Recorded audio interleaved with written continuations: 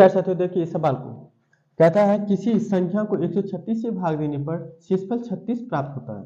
उसी संख्या को यदि 17 से भाग दें तो शेषफल क्या होगा। ठीक है, तो आपको एक फार्मूला याद होना चाहिए कि भाज्य बराबर क्या है, भाज्य बराबर क्या होता है, भाजक भाजक गुनी भागफल है ना, भागफल जोड़ क्या है, शेषफल होता है। ठीक है, शेषफल होता है।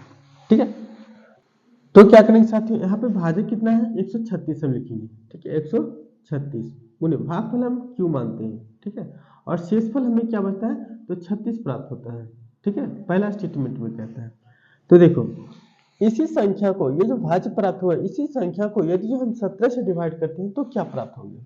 ठीक है, तो 17 से इसको डिवाइड कीजिए तो क्या होगा, 17 को 36 से। ठीक है, आप गुने क्या है क्यू प्लस क्या है 36, यदि 17 से इसको डिवाइड करते हैं तो क्या होगा, देखो गुने क्या है 2, 17 2 34 प्लस क्या है 2।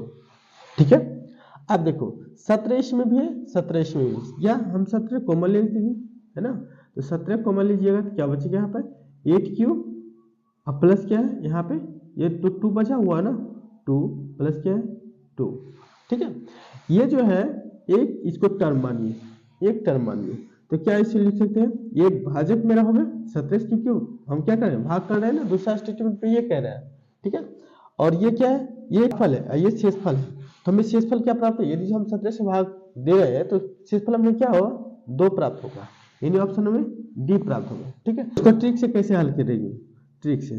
ठीक है, 37 है ना, उसको 17 से डिवाइड कीजिए तो 17 दूनी 34, 17 दूनी 34, बचा शेषफल कितना 2, यानी ऑप्शन में डी प्राप्त होगा। ठीक है साथियों।